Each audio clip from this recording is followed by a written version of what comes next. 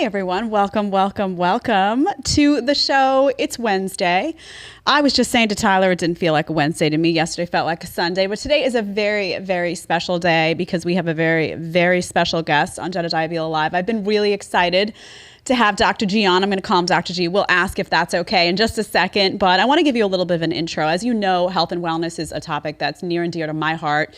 It's been a big part of my journey. I've made a lot of changes in my own life for the better in the last 6-7 years. I'm still a work in progress, as I like to say, but I spotted Dr. Christian Gonzalez on Instagram, actually. And his message really resonated with me. He talks about a lot of things that are of real great importance to me, like chemical toxins in everyday products. He talks a lot about cancer, chronic illness, what's actually making people sick. So let me give you a proper intro, Doc, before we bring you in here. Dr. Christian Gonzalez, also known as Dr. G, which is what I'm going to call him. I hope that's cool. He has a doctorate in naturopathic medicine. He has a particular interest in cancer and cancer prevention, so he did a residency at the Cancer Treatment Center of America in Pennsylvania. He is determined to get to the bottom of chronic disease. He talks about some stuff that you've heard of, including garbage food at the grocery store, and he talks about some stuff that you may not have heard of, like emotional trauma and how that burrows into the body and can be a big contributing factor toward disease. So without further ado, and his website is docgonzalez.com. Without further ado, let's welcome Dr. G to the show. Dr. G, welcome. Oh, thank you so much. What an honor it is. Dr. G is fine. Whatever comes out, however it flows is fine. But what a gift and what an honor to come onto the show and really speak about the things that are near and dear to me, which is in all things holistic approaches to healing, mental, emotional, spiritual, and physical. Something that is so, I wasn't sure what vibe I was going to get from you right off the bat, but I have to say, I am not a calm person. It's a problem. I come from New York City. I'm wired, like I'm type A. It's a detriment to healing. And immediately you start speaking and it's just like, how do you manage, before we get into the topics, how do you manage to get to a place where you exude such calm that people you interact with feel calm by nature of just interacting with you? How do you do that? Rituals. Every morning, carving out time for myself to come back to myself. So I meditate every morning. Sometimes it's 10 minutes, sometimes it's 20, sometimes it's 30.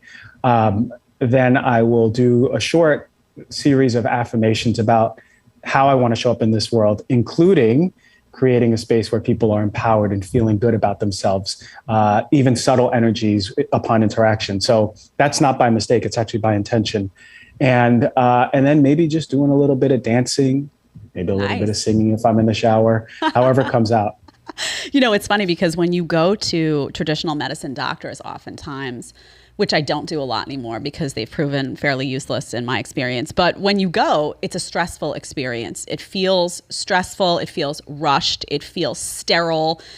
Everything feels like, I always feel ill when I walk into a space like that. It's almost like I walk in and if I was feeling sick, I feel worse upon contact. And it's so interesting that the dynamic when you work with people who are more of a holistic mind is that you enter those spaces and you feel like a weight has been lifted. So that's something that I, even in this interview, whatever you're doing it right, because I already feel it and it's not easy to calm me. So job well done. But I want to start with something that I think is a lead topic that's going to really interest people. You talk a lot about, and I talk a lot about chemical toxins that we encounter inside the home, that we encounter outside the home, and what that stuff really does to the body. So can you talk a little bit about things that people encounter in their everyday lives, cleaning products, furniture, clothing, whatever it is that you feel, detergent, makeup, beauty products, and what's going on that's wrong there and how that can contribute to people feeling ultimately sick?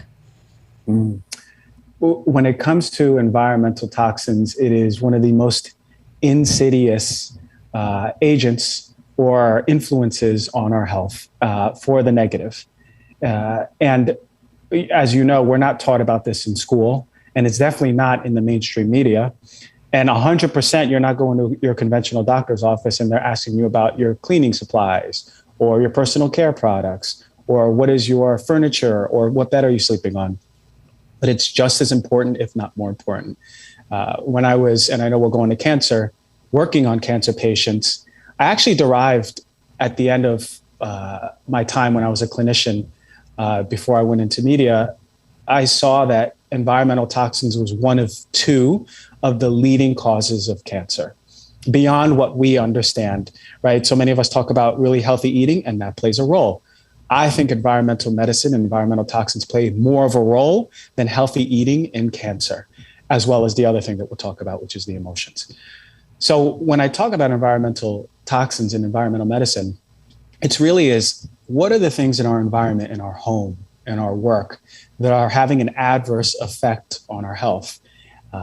There's many things that we're breathing in, putting in our skin and in our mouth that have a chemical effect on our body. So they disrupt our hormones, they cause inflammation, they disrupt our immune system, our neurological system.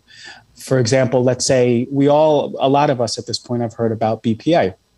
Now, BPA is one of the biggest endocrine disruptors, meaning it really disrupts your hormones. Men and women, I actually attribute the increase or the increase in disruption of estrogen balance, testosterone balance in men and women. I think the biggest cause is BPA and phthalates. And it's because that's everywhere. See, the CDC a few years ago did a study and tested over 2,000 people's urine. And BPA is something that's metabolized within 24 hours, 48 hours. And over 93% of these people, they found BPA in there, meaning within the past 1 or 2 days, over 93% of that 2,000 plus people had BPA exposure. It's a big problem because what BPA does is it's an agonist for estrogen, meaning that it binds to the receptors for estrogen and then starts having an estrogenic effect in men and women, which is not a good thing. We have a very certain amount, an elegant symphony of hormones, and we don't want to disrupt that. And BPA is one of the first things to disrupt that. But that's in plastic bottles, thermal paper receipts, the lining of cans, tuna cans, beans, tomato sauce. It is in shower curtains that we're exposing ourselves to, right? Anything that has plastic wrapping, right? Anything where there's food in there, that's BPA, and it's everywhere. So that's just one of many. But then we have to start expanding our thinking into what's in our home. Are we in a couch that's off-gassing? Or are we in a couch that has a certification that shows us, okay, no, we've tested for over 3,000 different chemicals that don't off-gas, because not on the first day, not on the second, or even the first year, but at some point it starts affecting you, certainly your children, certainly your pets. Can you just talk, I don't want to interrupt that, but off-gassing, use that term. That's a common term that we use in the wellness community. Not everybody will understand that right away. So what do you mean by that in terms of off-gassing and what comes out? A couch, for example, that's something, a bed, things that have that cushion or foam. What is coming out into the air, and what do you see in a child? Does that cause asthma? Like how does that manifest in the body? So say, for example, I'm sitting on a couch now. This one's been tested, but if this was a conventional couch that I bought at the conventional store, the polyurethane, especially, the same thing that is in Tempur-Pedic beds, right? That foam. Sometimes it's the upholstery, and a lot of the time it's the wood, the plywood, the glues that are sticking together the wood. All of these materials, they have chemical constituents. And when those bonds start breaking down over time, right, it starts degrading, they become volatile. And these compounds are breathed in, right?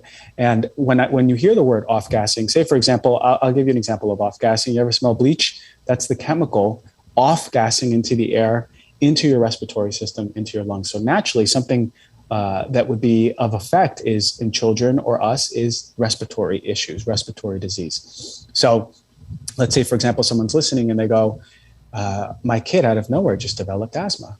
My kid keeps having sinus issues or sinusitis. They're not breathing well at night. It could very well be that new couch that you bought 2 months ago is adversely affecting your child. If your dog is having issues, itching nonstop, right? It could well be that there's something in the home that your dog is allergic to. And then us as adults, same thing. When it's not just couches too. One of the biggest things is bed. And I just mentioned the Tempur-Pedic, one of the worst beds that you could possibly have. That is off-gassing for the life of it. You can't just put it outside for a week and the smell's gone and then bring it in. For the life of that bed or for the life of the couch, it's off-gassing, that phenomenon, which is really affecting us. And it's not just respiratory. Over time, These are known carcinogenic chemicals. Not all of them, but many of them. For example, formaldehyde. These are known carcinogenic chemicals which cause cancer. So if we are exposed to something in a slow drip every single day at home, and it can lead to cancer at some point, it would just behoove us to bring more education into, okay, well, what are the other options? Yeah, and it's interesting. I don't know if you know this about me. I had Lyme disease several years ago. I got a diagnosis, and I had a Tempur-Pedic bed. And I didn't know any better at the time. And I was laying on it every night, and I was getting severe headaches. And I was lucky enough to have a doctor that was a functional medicine doctor that said, oh my gosh, you got to get rid of that bed today. And it's interesting. I got rid of it within a week. All of those headaches left. And it was day after day. And I'm not prone to migraines, so it was an interesting little experiment. So when we talk about this stuff, people need to understand, first of all, it can be very overwhelming. What we're talking about here, though, are cleaning products you use in your home, furniture you buy, detergents that you use, makeup, ladies, guys, makeup, hairspray. All of this stuff accumulates toxins in the body. Can you address a little bit of the forever chemicals? Because I had read that study about yoga pants. We covered it on this show, that they did all this testing on yoga pants and found that a lot of these very popular brands had these forever chemicals that can potentially leach out into your body, and you're sweating in the gym. Think about a yoga pant. It's very, very close contact with the body. What are these forever chemicals that everyone's talking about now? What do they do to the body? And if you can give some inspiration to people that there are alternatives, if you can speak to that a little bit, that it's not hopeless when you hear all this stuff, and there are companies that are working really hard to provide goods and services that are non-toxic for people, or as non-toxic as they can get. Mm-hmm. The class of forever chemicals are some of the most egregious chemicals out there. And ubiquitous. When it comes to forever chemicals, those are polyfluorinated chemicals. They're called PFAS, P-F-A-S. And it's not just one chemical, it's many, many chemicals. If you think of Teflon, most of us have seen a Teflon cooking pan. That nonstick phenomenon is because of these polyfluorinated chemicals. There's a membrane that is waterproof. It's hydrophobic. So this membrane, that phenomenon, was put into clothes for quite a while. So if you think about outdoor clothes, right? Rain jackets, pants that wick water, and then that moved into undergarments, right? There's a lot of clothing, right? Bras, underwear that are moisture wicking. And then that moved into the yoga pants phenomenon, which is, for most people, moisture wicking. So anytime you see waterproof, moisture wicking, wrinkle free, stain free, these things that are kind of too good to be true, you can almost guarantee that this chemical has been used. Well, why is it a problem? For multiple reasons. If you think about the environmental impact, they tested some of the purest waters in the world, furthest away from everything, and PFAS are in there. Okay, so it has environmental impact. It's being circulated and recirculated in our environment. DuPont. DuPont was the creators of this Teflon and PFAS. And if you ever, as a side note, seen the movie Dark Waters with Mark Ruffalo, this movie highlights a small town in Ohio, which was downstream from the factory that was being poisoned by PFAS, first with their cattle and then with human beings developing cancer. So when I say they affect us, they affect us. Thyroid, breast cancer, all different types of cancer, respiratory disease, you name it when it comes to PFAS. The bigger problem is they stay in our body about 8 to 12 years. They're called forever chemicals because they stay in the environment forever, but they stay in our environment, in our body for a very, very long time. So you mentioned going to the gym with these yoga pants. Well, when they did the test on these yoga pants, where were most of the PFAS found? And it was actually in the crotch area, which is a big problem, right? The study also showed that certainly when they're sweating, PFAS are absorbed. When it's exposed to heat, PFAS are absorbed. And even there's some evidence that shows that even if it's not exposed to heat or not exposed to sweat, and you're just wearing them, it's still absorbed. Also found in sports bras. Where were most of the PFAS found? Around the nipple, right? So imagine, of course, like you go to yoga, you don't want your nipple showing through, so it's protecting it, right? That makes sense. But imagine the mom who is wearing a sports bra, goes to yoga, goes back home, and breastfeeds her child or something later in the day. So these things we have to start thinking about. But PFAS actually are one of the, I would say, BPA, PFAS are probably two. I would, mold is another one in the home, but BPA and PFAS are, I would say, in the top 5 of most damaging chemicals that we're being exposed to. Why is this happening? Is this just making goods and services cheaper? Is it just because I know that now, and I want to remind everyone again, because I know that when you hear this stuff for the first time, it can be very distressing and very overwhelming. Dr. G, I don't know if you know this, I have a 2.5-year-old. When I built my baby registry, I went for all non-toxic stuff. Everyone thought I was insane. They thought I was completely insane. Everything from his mattress to his furniture to paint. Interestingly, when I started in this company and I did the podcast, there was an incident with paint, and I was like, I'm not going in the building right now. I have an air purifier in my room. I'm very conscious of this stuff, and people oftentimes will think I'm crazy. And what they'll say is, "Oh, you have a liver. You have a liver." What do you say to people who hear this stuff, one, feel overwhelmed? So we want to have them feel positive walking away from this, that there are companies, again, every single thing in my home, my furniture, I do everything I can, my cleaning products, all of these companies exist that will offer non-toxic options. But what do you say to people who are skeptics and immediately the second you start talking, you say, well, you have a liver to detox, don't worry about all this stuff? I mean, yeah, of course we have a liver to detox, and we have kidneys, and we have skin, and we poop, right? And we sweat. We have mechanisms, but that doesn't mean that they're not overwhelmed. And certainly, if you're suffering with disease, you can almost guarantee that your emunctories or routes of detoxification are overwhelmed. If someone is telling me and they're in the best health and they actually go by the philosophy that I have a liver, so I'm fine, then I listen. But if that person has any mental, emotional, or physical disruption and they say I have a liver, well, then it might be a problem, right? Our liver can detoxify or break down, metabolize so much. Our kidneys can do so much. Our skin, we poop, we sweat. But that doesn't mean that the cup isn't filling or filled up for so many people. And a major driver of filling up this cup, and when it overflows, disease manifests, a major driver is toxic load. The size of that cup is determined by you genetically and also how stressed you are. But that cup, regardless for anyone, is filling up, right? By living in this world, it's filling up. But it would behoove us then to go, okay, how can I make the small changes in my home? It doesn't have to be in the first month.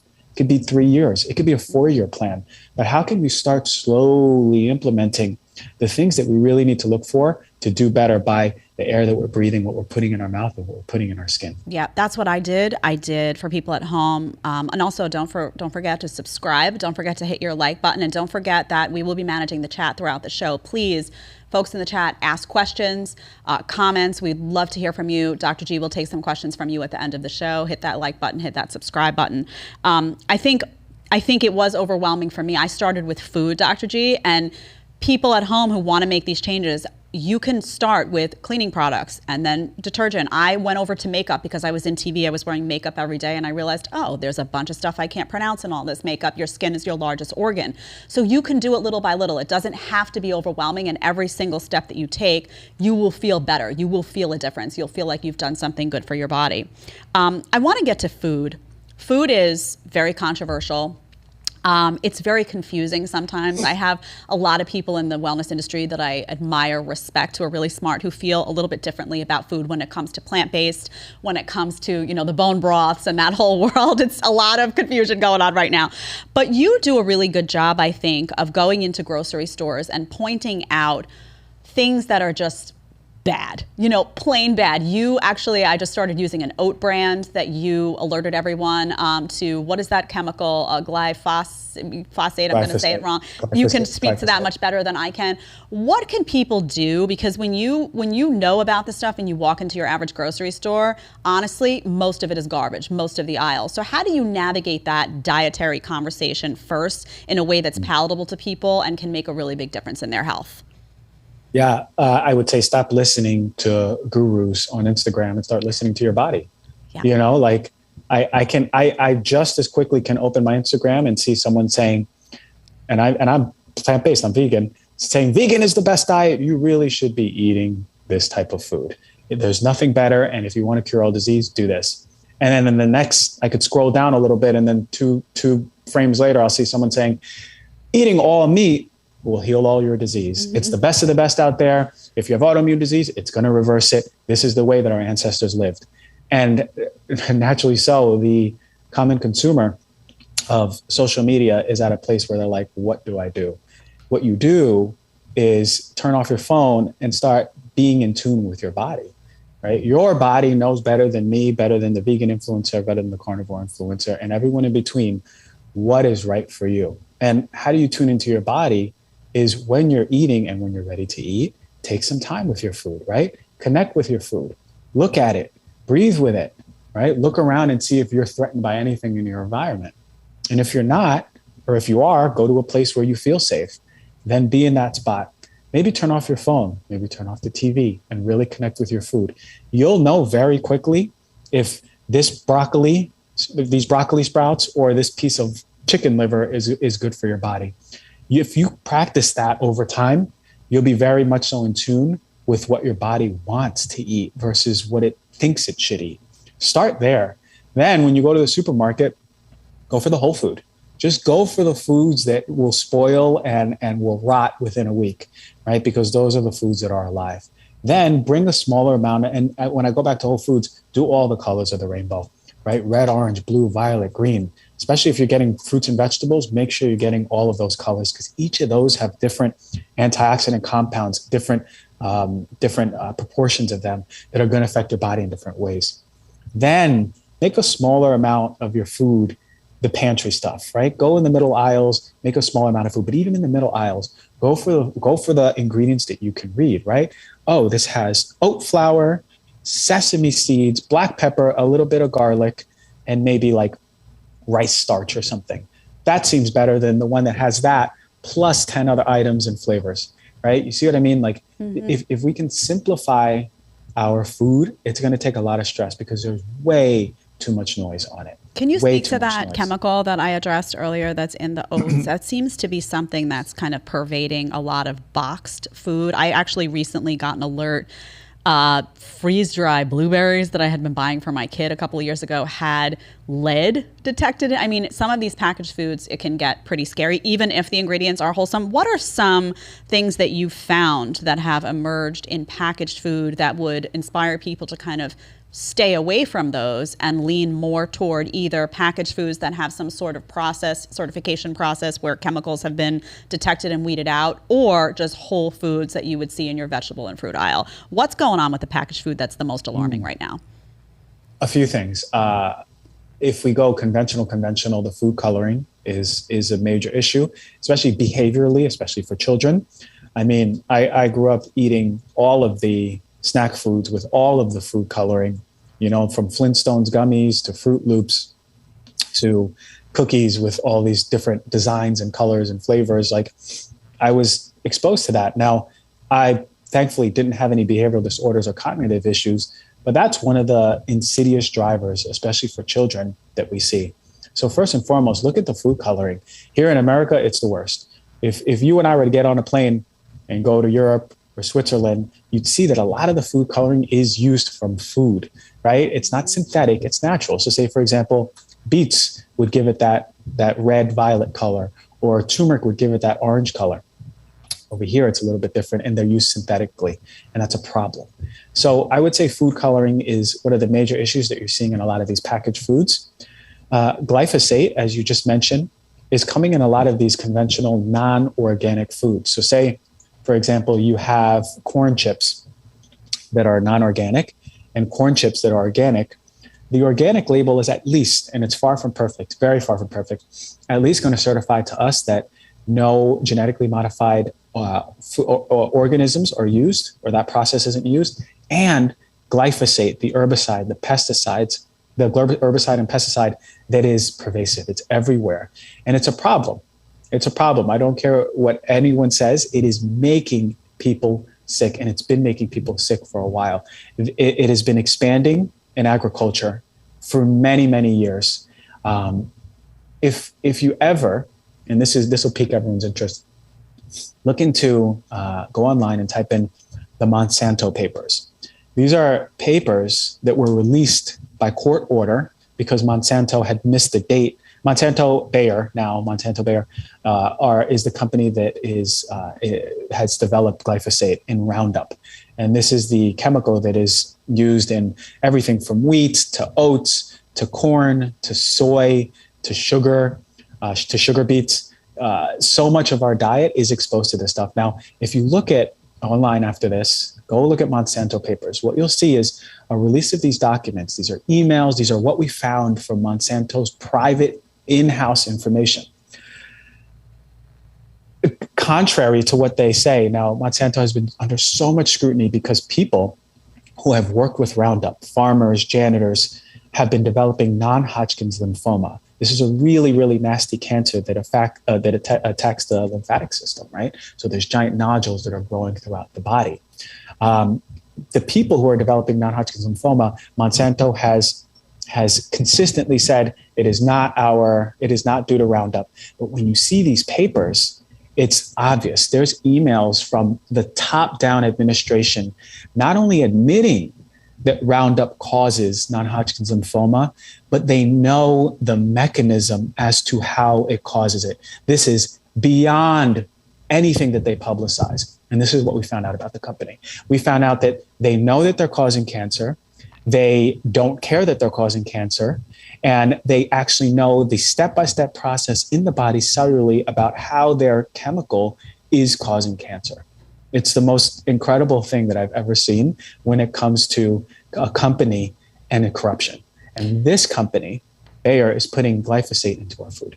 This is why I say you gotta shop for organic as much as you can, especially if you're getting corn, soy, canola, which I don't even recommend getting canola, sugar beets, wheat, right, oats. All of these things need to be organic. Mm-hmm. Other things like, you can go past, you can get carrots non-organic or lettuce or even spinach. I'd recommend getting more all produce organic, but if you can't afford it, at least get the foods that are sprayed with glyphosate organic.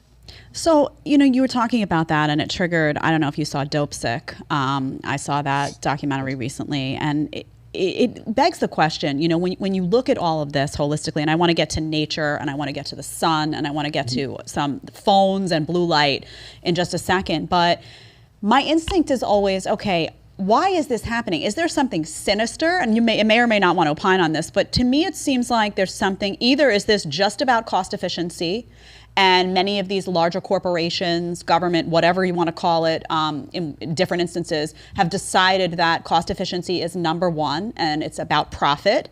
And they're going to just produce stuff and put it out into the marketplace that's not good for you, even if they know it is, because they're going to make more money and that's what it's about. Or is there something even more sinister going on? Because it seems to me if there are companies out there that can do this properly, and if you look at the European market, and you're right, oftentimes you'll look at the very same company existing in the United States, a makeup line, for example, in the United States versus one in Europe, and you'll say, well, why are all of the ingredients super clean, or much cleaner in this European product, and then the American version, I don't want this one. This one has all this extra stuff in it. So what do you have an opinion as to the why this is happening? Because it's really concerning when people hear this stuff, particularly as it applies to products that are geared toward children. My opinion is capitalism and education, right? We vote with our dollar, and through lack of education, whether that's coincidental or not, or by purpose or not, we vote with our dollar, and our dollar is voting on foods that are giving the okay and the thumbs up that we want more of this. If everyone in the world demanded better food, demanded better quality food, companies like Pepsi Cola, companies like Dr. Pepper, Unilever will all change their approach into organic and healthy, right? It's us. It's us voting with our dollar. But the problem is it's not our fault. It's the lack of education. And maybe that's purposeful, maybe it's not. But regardless, I think that's what's driving it. It's just like, here's the demand. Here's where we're making money. Here's where we cut. Here's where we cut our budget and make sure we put out the cheapest product and get the most amount of money. That's what it boils down to. I would say that on these issues, women are really leading the movement. Women make the most purchases. And if you look at what's happened in the makeup industry, I mean, once women became aware of what was in these products, you see a boom in the clean beauty industry now. Right. Where even, so women are oftentimes doing the research for the toys for the children. And so I think females are going to be a driver in this whole equation in terms of what, and you're right. It's like if we decide we're not going to allow that stuff into our home, those companies will have to compete with those cleaner brands and they will have to make their paints. You see now Green Guard Gold certifications coming on stuff. They're small steps, but it's happening as a result of people's insistence that they just won't settle for this nonsense. I want to talk to you about this new wave that we're in now where it's all about the cell phone. It's all about your head, kids' heads in particular, always in the phone. There's a ton of blue light coming at us all the time. You have all of that, and you have that coupled with what I call sun phobia. People are now afraid of the sun. It's bizarre. It's like a media-driven narrative where they're afraid of the sun. There's a disconnect to nature. So you have disconnect to nature, fear of the actual sun, coupled with an influx of blue light into people's eyes and spaces all the time. Is that making people sick? And what should people really know about being outdoors and being in touch with sunshine, et cetera? Yeah, absolutely. I'm sometimes worried about the youth, right? Because at least when you and I were children, we were outside. We were on bikes. We were playing hopscotch or whatever you were doing, right? We were outside and exposed to the sun. We didn't have the advent of cell phones, wasn't part of our youth until maybe we were like 16, 17, 18, Mm-hmm. But so much of the youth is utilizing cell phones. And I see it. Like I'll be at the grocery store and there'll be a kid in a carriage with the iPad right to its face, right? Child should never use a phone, at least before the age of 3, for more than an hour and a half. If it does, it will affect the child's brain development. This is something we don't know, but this is something that we've seen in studies. It's a big problem. Who's telling people that? Where is the giant sticker on the iPad that says, if you have a child under 3, they shouldn't be using this device for more than an hour and a half? It's a big problem. You're right. It's coupled with sun phobia. I think one of the narratives out there that is the most false out that I can hear is that the sun is going to make you sick. And I'll say this. We evolved with the sun. It is an accurate statement to say in 200 years, we still won't understand all the benefits of the sun. But what we do know is that it helps regulate every single biological clock in our body cellularly. It helps regulate our sleep. It helps regulate our mood. It helps balance our immune system, our hormones, right? It helps with inflammation. Right. It helps with brain as far as keeping us in focus throughout the day and energized. Right. There's so many things that just seeing a ray of sun hitting your eye and your brain transducing that throughout the body as a signal. It is beyond important for our health. For me, when it comes to the pillars of health, the sun is one of the top ones. You have to expose yourself to the sun. You have to see if you are, this is what I tell people.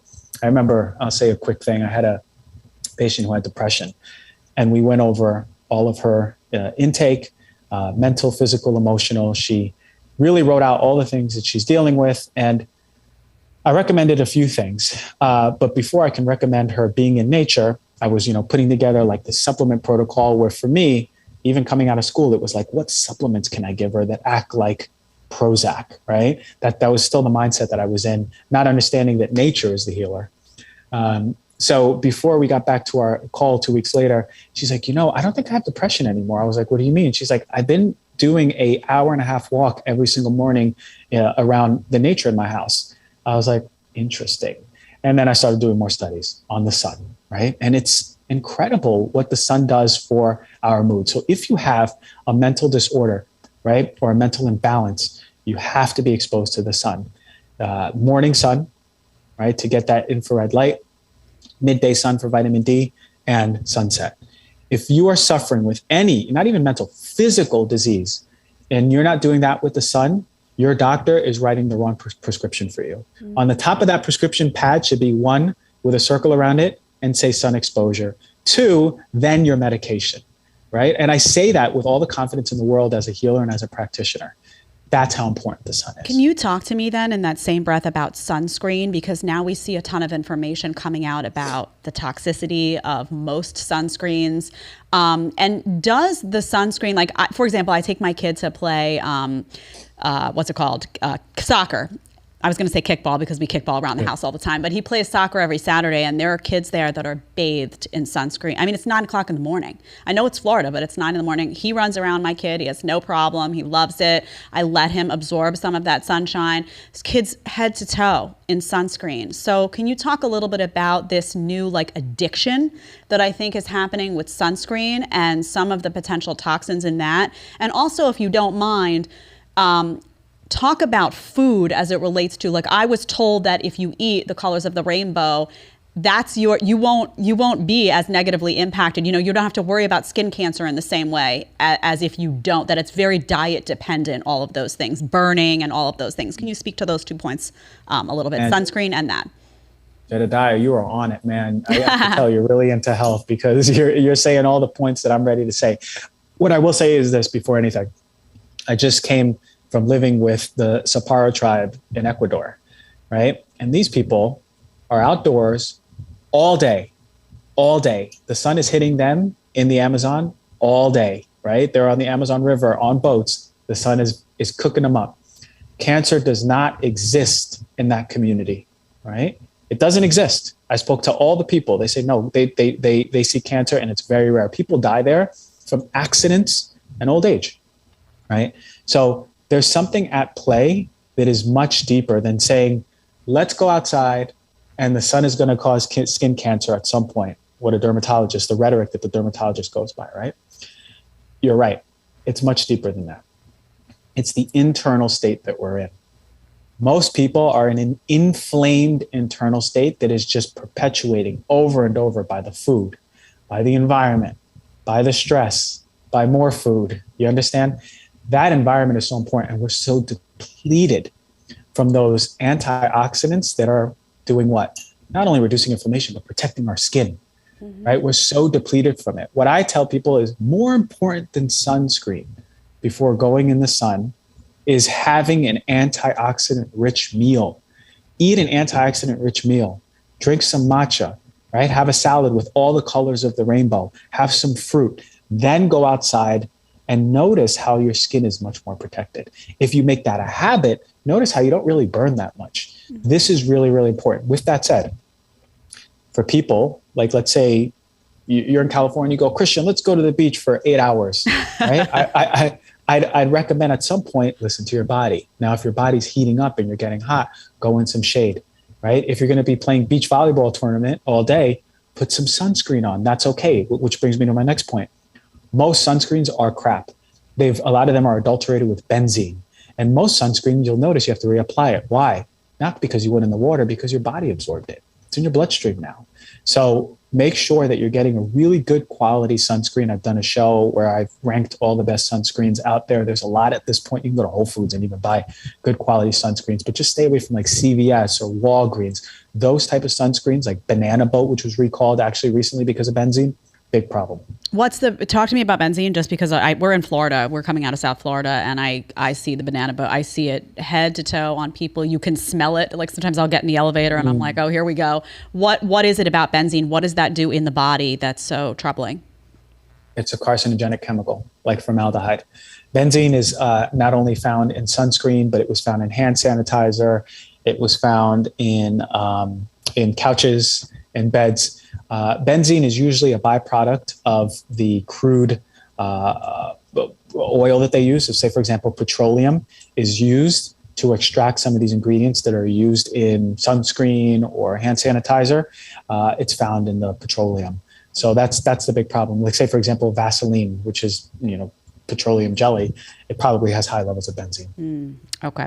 Now you talk a lot about, and it's interesting, before we get to this, I am going through a little bit of we talk about nature deficit disorder. And it's funny, I said to my husband yesterday, we live in South Florida, but we're in a high rise, and you look out and you see a lot of concrete. And it will sound wild to people, but I've been craving green. I come in here every day, and Tyler, who sits here, is from Texas, and I'm craving nature. My body is talking to me, and I felt kind of out of balance without that. So this stuff is real. If you're out there and you're experiencing anything like that, and your body is talking to you, this whole listen to your body thing is definitely a real thing. But I want to talk to you about cancer in particular. You I looked at your website and I didn't know this, that you had lost your mom, I believe it was, to cancer, which so sorry to hear that. I've had family members as well be lost to cancer. It's just devastating to watch people die in that fashion. And that sort of inspired you to look at cancer in particular. And you talk about what you think are the major contributing factors to cancer. Can you talk a little bit about some of the components of that maybe aren't so obvious to people, that involve this buried emotional trauma that you spend a lot of time on? Mm-hmm. I think the biggest drivers to cancer are environmental toxins, which we spoke about, disconnect from nature, and emotional suppression. I think those are bigger drivers to cancer than than genetics, than lack of exercise, than unhealthy diet. I think those are bigger pieces of the pie. So what does that mean? Like emotional, like, is it trauma you've experienced in your life that you haven't dealt with properly? What does that look like? What does it do to the body? And what is the best way to fix that? Because I know a lot of people say, I go to therapy, it doesn't help. Obviously big pharma wants to just throw drugs at you all the time. So what do you do here? You get back to yourself. So most people walking around that you see are suppressing emotion. Most of us, doesn't have to be trauma. We don't have to have had molestation or rape or anything very serious in our lives to have trauma stuck in our body. The way that it works is this. We are all children and we are all self-expressed as children. Jedediah, you have children. I'm sure your child is happy when it's happy, sad when it's sad, angry when he or she is angry. Yes.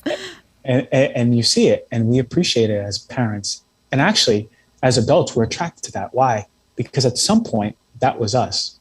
And at some point, that was lost. The question is, why was it lost? Oftentimes, it manifests this way. When we are expressing ourselves as children, we are told that at some point, we can't, or we shouldn't, or this is not acceptable. And in those moments, I call that actually original sin, is in those moments, we contract and we create this mechanism that protects us from ever expressing that emotion again. Right? So let's work with anger. Most people are familiar with anger. A lot of us can express anger, but most of us can't, especially in today's society, and certainly don't have those outlets.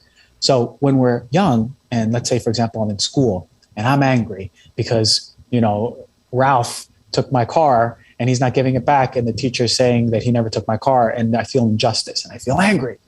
And I'm told, calm down, this is not how we do it. This is not, you're a big boy now, you're not supposed to be like this. My mechanism starts developing, right? And this is a really important thing, because if you really truly listen to this part, a lot of parents out there will notice when anger starts coming up again in school or even at home, that mechanism starts to show up. Now, for me, it can show up as humor.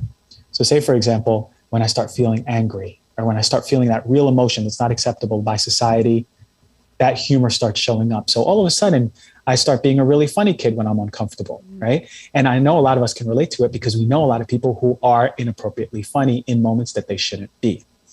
And that's the phenomenon. And we develop this because as children, we are the most egocentric in the most beautiful ways, right? If mom's mad, it's probably because of us. That's what we believe. If dad's mad, it's probably because of us, because we can't rationalize or cognize that maybe they had a hard day at work, or maybe there's financial troubles, or maybe they have issues with their parents or something.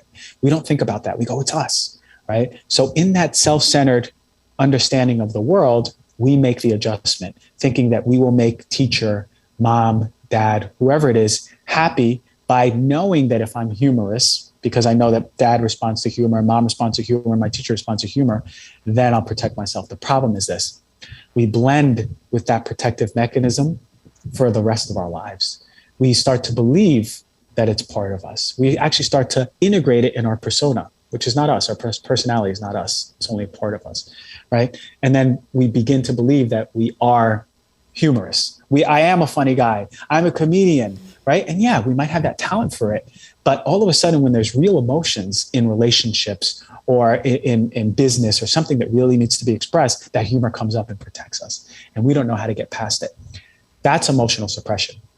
That anger that wants to come up but keeps getting blocked by that protective mechanism, i.e. humor in this example, is not able to be expressed. This is why you see people, let's say, for example, have meltdowns, right? There's a flat tire and they're freaking out. And you're like, whoa, dude, it's just a flat tire. What's going on? That's me. That's because the charge and the energy of that experience surpasses that compensative mechanism to start being expressed in the body finally in a way that's been suppressed for so many years. We're so scared to show emotion. Society has put us in a place where we're not allowed to show emotion. I feel a lot for women. Women especially can't express their anger in society, right? And I feel a lot for men, because men can't really show their sadness or tears in society. And in my work, I've seen so much of it. Women have lost their power in their anger, because anger and power are tied together, especially in the same part of the body. And men have lost so much of their sadness. And when I see it in front of me, finally, a human being coming back into contact with the parts of them that they've been suppressing since childhood, that is the most spontaneous healing I've ever seen. Ever. So what does that look like? Because I know you do these in office appointments for this in particular. I had seen you on a retreat at one point, and it was wild. I was watching it. I was like, oh, I don't know if I could do that. It just looked like very expressive. And I don't know, maybe I've lost some of my ability to do that. But what does that look like? Somebody shows up to you, has this buried emotional suppression, as you would call it. How do you work with them? Because it doesn't sound like anything that traditional therapy would look like. Absolutely not. And I know you mentioned therapy, and I was going to get to that. Here is the problem with talk therapy. And you just mentioned a lot of people are like, talk therapy, it doesn't work for me. Talk therapy is beautiful and giving you an understanding that there's something there. It doesn't go further. And I say this with all confidence in the world. Talk therapy will not suppress emotional trauma. It can't. It's impossible. Why? Because talk therapy gives language and conceptualization to the ego, to the logic mind. You can't heal from the logic mind. I can't sit here and go, okay, I feel anger and I feel like I want anger to come out. But before I do, logically, I have to pinpoint the moment I got angry and when this happened. That doesn't matter. The body doesn't care. To heal, we actually need to be out of our heads, out of our mind, out of logic, and into the body. When we're into the body and we allow safety, so it looks like safety, to answer your question. These visits provide the highest amount of safety with someone else in the room, where your body starts to go, what the hell is happening? Why do I feel so safe? You mean I can actually feel? And then it starts unraveling. The safety provides the body healing the way that it knows how to. You and I never question when your kid is playing soccer, falls on the floor and cut his or her knee. We don't question the scab. We don't question the new skin. We don't question the full healing process. We just notice it. The body knows how to do the same exact thing with emotions. The problem is that when our compensative mechanisms come in to protect us, that is the same thing as us picking on that scab physically and not allowing that wound to heal. This process allows the body's protective mechanisms to go on lunch break, to go away for a little bit, and then expose those unlovable emotions. And they're unlovable, not by me or not by society, but by you. You deem them unlovable. You got to be gutsy to do that. You got to be gutsy to do. I mean, I even find that truthfully, like I am terrible at meditating. I know the value of meditation. I know intellectually that it's good for me, but I have a really hard time settling in and being able to meditate. I'm blocked. That's the only way I can say it. And you're not blocked. I feel blocked. Let's say that. Doc, I feel really blocked. I'm just going to say. Do you know what that is, Jedediah? That's your compensative mechanism. Oh, I'm sure. And I'm sure mine is like yourself. Here, Yeah. And I want to ask you about a little bit related to that, a concept that's brought to my attention a lot. It's something that I felt when I got my Lyme disease diagnosis. I was really superficially very healthy. I mean, I was eating well. I got bit by a tick. I didn't even notice it. I got a late stage diagnosis. It sent my body into upheaval. I was functional. I was working. I was on camera at the time. So people were like, oh, she's fine. But inside I was a mess. I had vertigo. My gut was imbalanced. Crazy stuff was neurological, weird stuff was going on. And one of the negative effects of that was that I began to distrust my body. I became this person that was then looking at my body as, I don't know this body. Like, I had a body I understood before. Now I've had this thing go on. And there was a distrust. There was a break where I didn't know when I would encounter something. I was always like, I don't know how my body's going to handle this. I don't have the faith that I have before. And that was a huge impasse for me that I had to overcome. And I find that a lot of people that have autoimmune disease or are diagnosed with, I say autoimmune, I don't know if they actually have autoimmune. Sometimes I think that's a diagnosis that's not accurate in the medical establishment because that's what they tell you when they don't know what's going on. Sometimes they haven't really done the digging. But regardless as to what's going on in a person's body that's chronic, they've developed this distrust of their body. Have you ever seen that in your patients? And is that something that you feel people can overcome and that's necessary to overcome to actually heal the body? Mm-hmm. Yeah, 100%. An understanding of what the body's doing is essential for healing. Your body is never failing you. Your body is actually creating the exact manifestation of what it needs to in order to be in balance and to continue survival. Your body's only job right now is surviving, right? The organism needs to survive, and it's doing everything in its process to create that. So when you ask me about disease, or anyone asks me about disease, I don't believe disease is just a mistake. I believe disease is the body's compensative, adaptive mechanism in order to ensure survival. So if autoimmune disease is created in the body, and listen to what I said, created, not mistake. There's no mistakes in the body ever. Cancer is not a mistake. Autoimmune disease isn't a mistake. A heart attack isn't a mistake. It is an adaptation to the conditions that we give the body throughout our life. So think about it this way. Is high cholesterol a mistake? Is clogged arteries a mistake? No. And here's why. Let's say, for example, you have a really crappy diet and your blood pressure is always up because of inflammation and the food's signals to the body that is causing increase in blood pressure. If you think about the inside of a blood vessel, it's like velvet. It's super, super fragile. It's called the intima. It's very sensitive. And what happens is when you have a blood vessel and there's blood pressure just hitting that blood vessel, and the movement of blood flow isn't as smooth and flowing as it should be, but it's like 20 race cars just rubbing against it. What's going to happen? The body is going to start creating a protective mechanism to protect the inside of the blood vessels from blood pressure. Just like, we never question this, just like our hand when we go to the gym. We start getting calluses on our hand. Well, the same thing happens on the inside of the blood vessels. In the inside of the blood vessels, we call that cholesterol plaques. But the cholesterol plaques isn't a mistake. That's not our body failing us. It's an adaptation response to what you do and what you give the body. When you think about things like autoimmune disease or cancer, those are still adaptive responses of the body in order to ensure survival. That cholesterol plaque is there in order to ensure survival so the blood vessel doesn't explode and break. You understand? So if we just bring awareness to our body is always protecting us, even if we have cancer. Our body is never failing us. Our body is doing everything in it that it can to ensure survival. Now there's a spectrum. Cancer's on the end stage spectrum, especially if it's an end stage cancer. Even though our body's working as hard as I can to survive, the manifestation of tumors is still the body's way of trying to heal and survive, but it can't anymore, right? But still, if you have something like high blood pressure, understand your body's starting to create cholesterol plaques for a reason. Can you talk to us a little bit about stress? Stress is something that plagues a lot of people. There's an intellectual awareness that it's a problem, but people feel paralyzed to fix it. It's like a train that's just run off the tracks, like you've lost control. So what are the best ways to combat stress from starting point? Like, something that people can do today, and then something that may take a little bit more time, a little bit more effort. I'll put it this way. Remember, I did the analogy of the cup that's filling up, and once it fills up, it creates disease.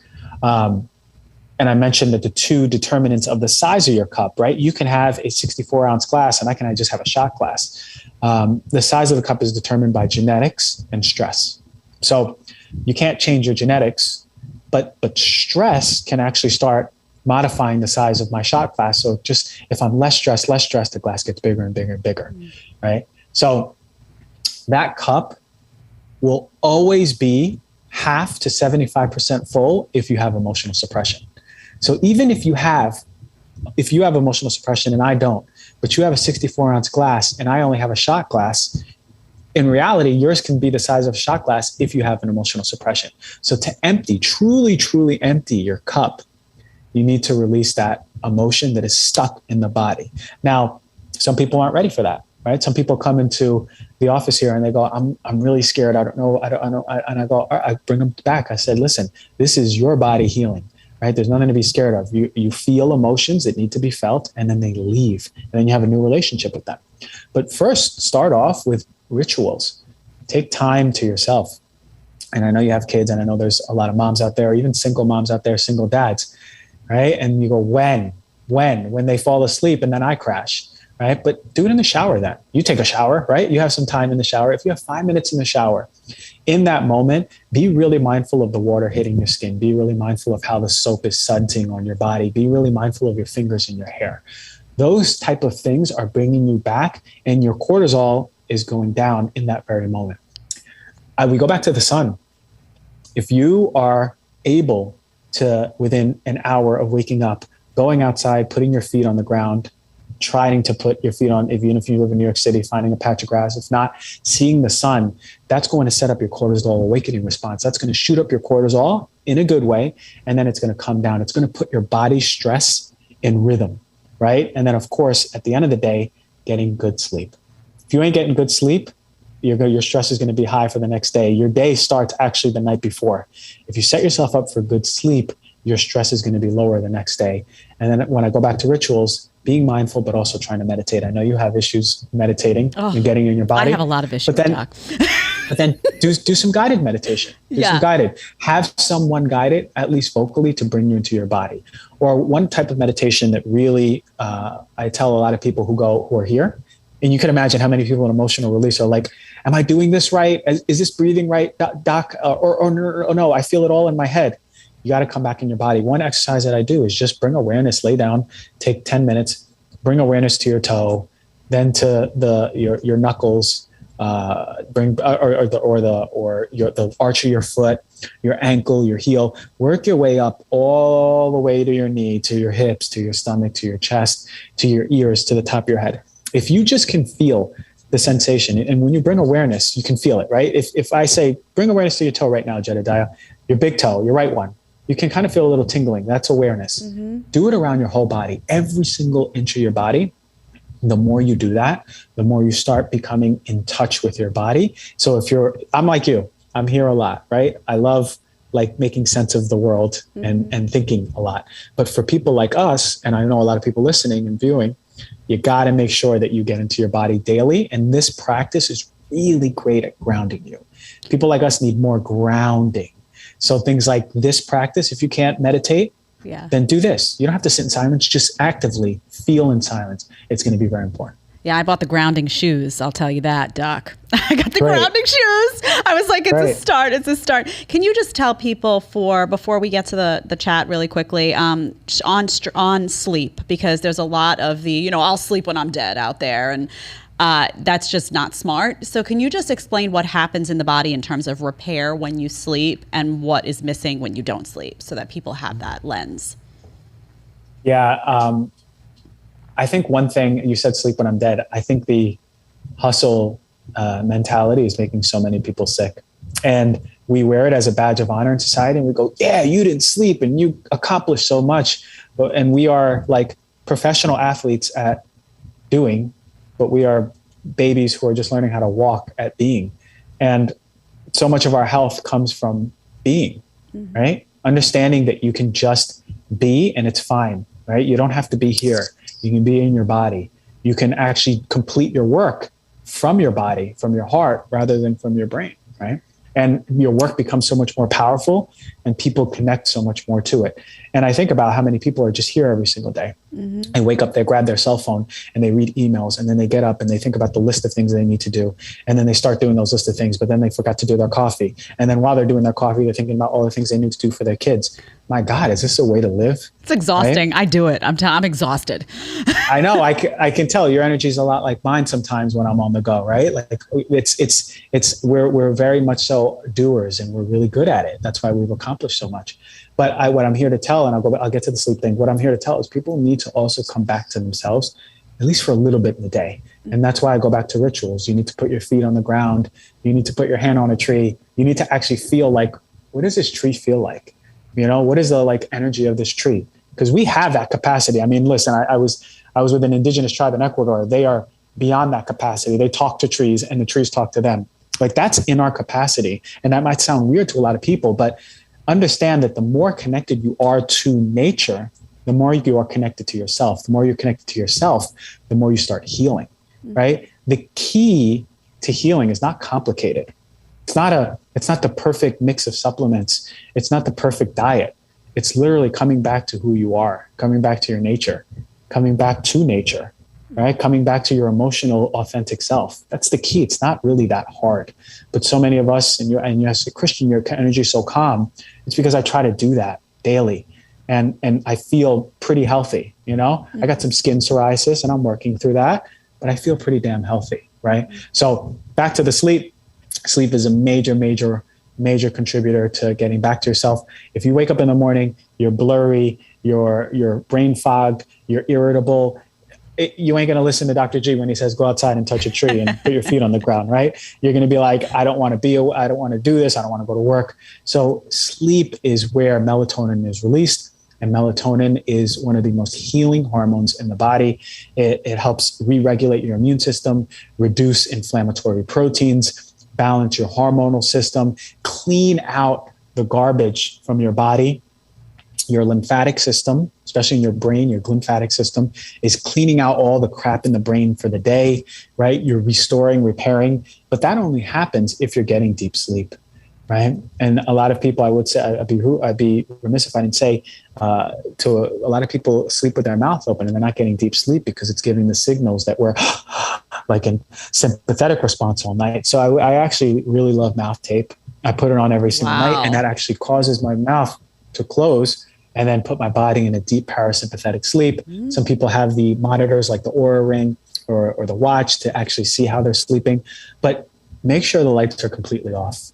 No ambient light, no street light, pitch black. That's how the body wants to sleep. And make sure you're getting good deep sleep. If you need a noise machine to drown out some stuff, great. If you need earplugs, put them on. If your partner is rolling around and snoring, have a talk with them on how to fix that. But really, really, really important is to get back to yourself, because sleep is like huge pillar. And I'm guessing you're an advocate for turning off, like not having TV on as people fall asleep. And also, are you big on, like, I had read somewhere about any lights, like lights from devices can disrupt sleep in a big way. Is that a thing? Yeah, bright light and blue light. Blue light. Okay. Bright light and blue light. Even if it's not blue light, any bright lights are going to disrupt your body. Think about how we evolved, right? Like the sun went down and the wavelengths of fire was all we were used to at night for our eyes, right? So how can we mimic that? Now, is it doable for some of you? Yeah. Then put on some candles at night and turn off the lights or dim them as low as you can. But really get into the practice, especially if you or your husband or your wife or your children are having really big issues with sleep. Start implementing, really warm lighting, maybe some night lights throughout the house, putting some candles on throughout the house. If you have dimmers, putting them all the way on low, and just see how that environment starts creating a place where people start sleeping better. If you have children, no phones after 9 o'clock. You yourself put it on airplane mode, and then at least just leave 20 minutes for yourself. 20 minutes where you can do, all right, I'm just going to do a little breathing, some light stretching. Maybe I'll take a nice shower if you have time for a bath. What is your thing that you do? You got to have a thing before bed. Right. If you don't have a thing before bed, then you're not creating the space to get a deep restorative sleep. So that's one of my highest recommendations. Okay. One last thing I just want to ask, it just came to mind that is an epidemic right now, and fertility issues. You know, you look at, so many people have two things, right? Chronic inflammation in the body that you can test, you can see it. And then I know so many people struggling deeply with fertility issues. Does that trace back? I know you talked about the endocrine disruptors, and, you know, we did a whole long list today of not only buried, you know, emotions, but we started with chemical toxins and food and nature and the blue light and all of that. Do you feel that that's impacting significantly the fertility rates in the country, and why everyone's now turning to IVF, and there's a lot of just hopelessness and desperation around fertility right now? Yeah, I think the number one reason why there's so many fertility issues is toxic load. I think most of us are suffering with environmental toxins at a high level, and it's affecting our reproductive system. You have to understand, for these environmental chemicals, it is hormonal, immune, neurological, and reproductive. Those are the systems that are most affected. And I would say probably hormonal and reproductive being the number one. If you think about it, there's so many hormone disruptors hormones are essential for getting pregnant. Hormones are essential for a healthy, successful pregnancy. Even before that, hormones are essential for a healthy sperm in men, right? And we know that so many of these chemicals, and I did a whole show talking about how these chemicals, there's a list, I listed all the chemicals that are really affecting sperm quality. Not only the motility of the sperm, but even just the count, the concentration. We don't even have enough sperm as men. And a lot of these chemicals that are found in these pesticides and herbicides, or remember we were talking about off-gas chemicals, those volatile chemicals, a lot of them are found in a lot of these things that we're being exposed to. They saw that atrazine, a chemical that is found in a lot of our food, was feminizing frogs, right, in these lakes, right? This was a study out of Berkeley. It was incredible to see that the increase in feminization, the reduction in testosterone, right? One of the major things is these environmental toxins. Same thing with women, disrupting estrogen, disrupting progesterone, increasing testosterone, right? These are big, big, big issues. Anyone who's looking to get pregnant, or anyone who has an unsuccessful pregnancy, actually, I would say, I'll go back and say anyone that is even looking to get pregnant from the beginning, we've got to go to a functional doctor, got to go to a naturopathic doctor, run your environmental toxin test, right? Look at your heavy metals, look at your pesticides, look at your herbicides, just see the list of chemicals. Ask them for it. They can do it in your pee. And we can see, okay, whoa, I had no idea that we're living or being dry cleaning my clothes all the time, using BPA, not eating organic. I didn't know that this was surmounting to this manifestation. And when you see it on paper, know that is going to be your number one obstacle to having a healthy pregnancy, right? So very, very important. Get your environmental toxic load tested from a naturopathic or functional doctor before you get pregnant. A lot of people can just get pregnant and awesome, great. But if you have at least one unsuccessful pregnancy, you already know that's the number one thing you need to look at. Yeah, absolutely. All right, we're going to check in with the chat now. Tyler, if you have anything to share with us from the chat. Yes. So one of the big ones I keep seeing is how can people afford this kind of lifestyle to make sure your couch or your bed or your cleaning supplies or your food or organic food, what have you, the whole gambit of it, right? If you're living paycheck to paycheck, especially now with the high cost of everything, how can one afford to do this? Or are there countermeasures that you can take to, if you can't afford to get, couches that don't off gas, what can you do to balance these things out? Yeah, that's a great question. I think also, Dr. G, the perception is that wellness is costly always, and that it's for the privileged. So if you can speak to that a little bit of how people could do that on a lower salary, lower income, so that it doesn't bankrupt them and it doesn't become yet another stressor, then you have financial stress that comes into play. So if you could speak to that a little bit. Yeah, I'm writing a book on this actually. Oh, great. Right? How simple health can be. And the understanding that all of this is for the elite or wealthy is not true, right? If you can't afford a new couch or a new bed, then okay, fine. But the question is then, how do you build your resiliency, right? Because if you're not going out in nature, if you're not putting your feet on the ground, if you don't have stress reducing techniques, right? If you're not exposing yourself to the sun, if you're not properly breathing every single day, if you're not getting good sleep, right? If you have emotional suppression and that's not being addressed, then that matters more than even getting a new couch. That matters more than getting a new bed.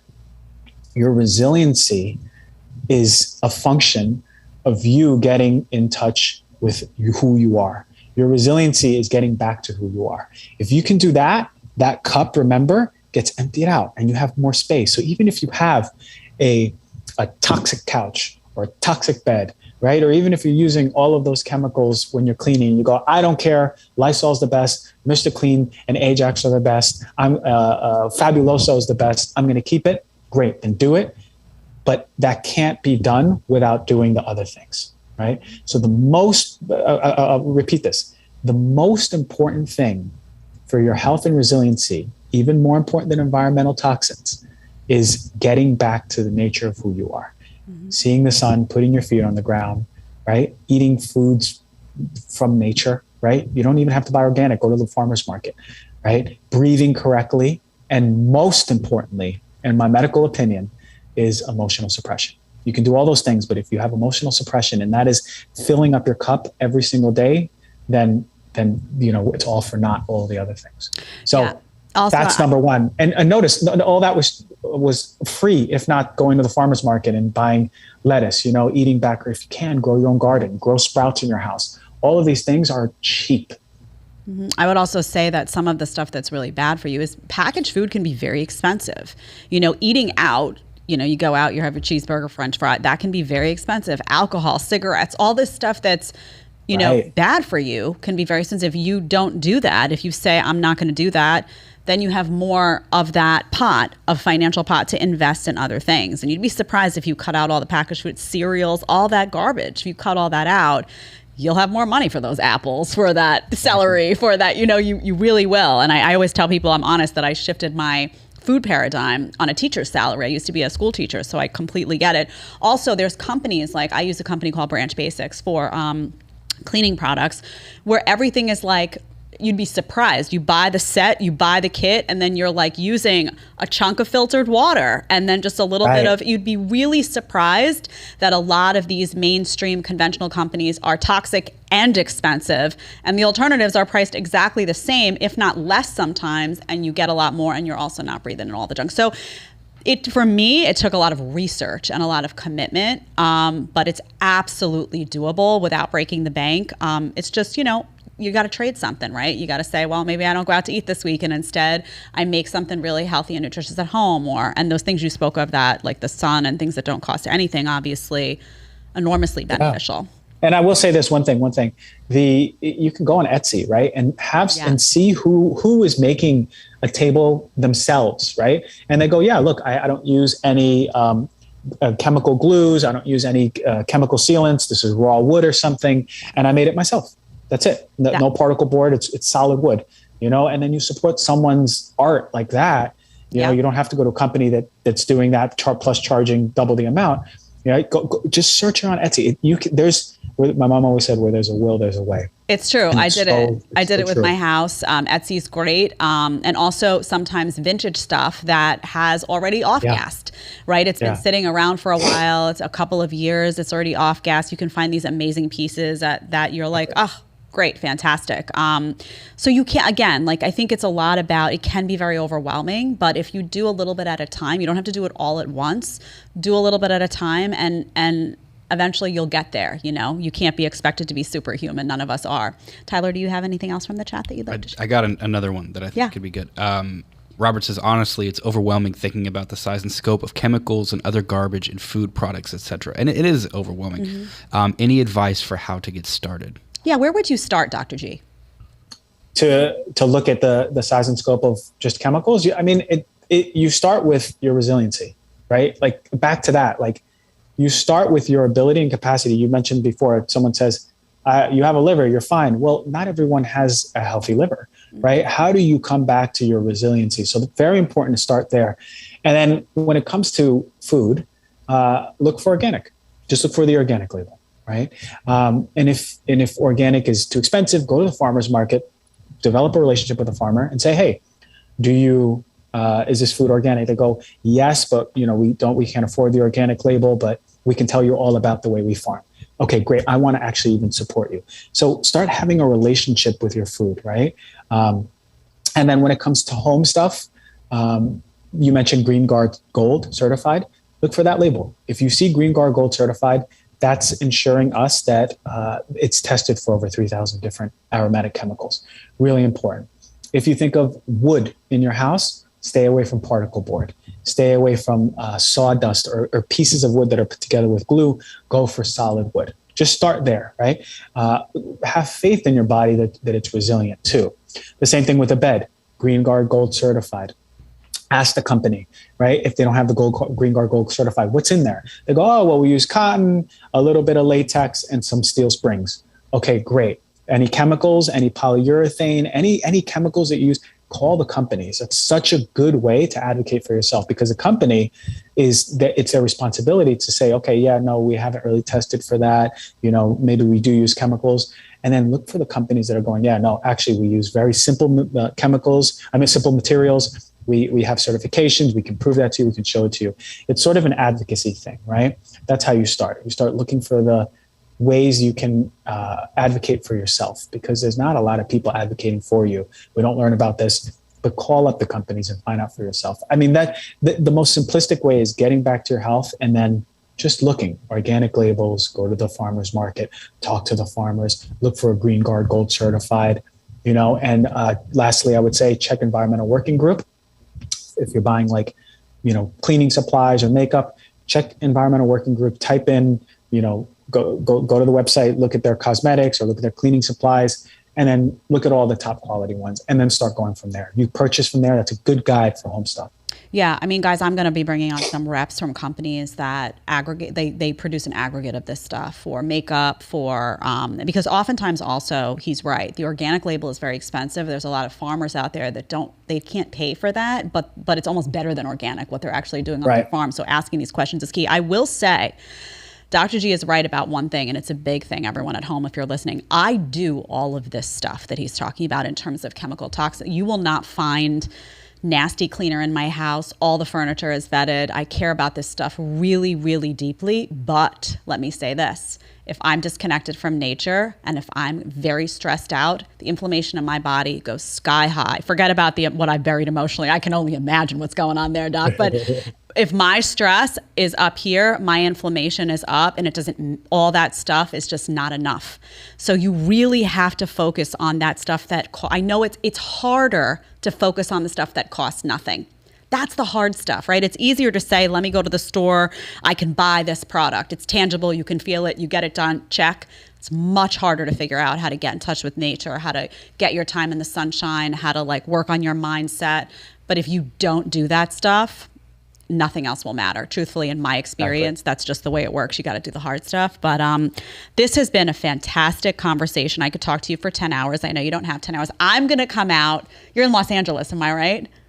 Yes, come do emotional release with me. I'm going to come do it. It's an excuse to go to LA. I love LA. It's my favorite. I was I have a California soul. I don't know how that happened. I'm a New York girl with a California soul, but I will come out and maybe share some of that experience with the audience. I'm sure I'll be a hot mess. But I want to thank you so much, Dr. Christian Gonzalez. Again, his website is docgonzalez.com. He does this therapy, this emotional, what do you call it? What's the best way that you define it? It's called neo-emotional release. Right now, I'm the only one in the United States doing it, but we're teaching people next year, therapists, doctors, to really start spreading it. It comes out of Germany.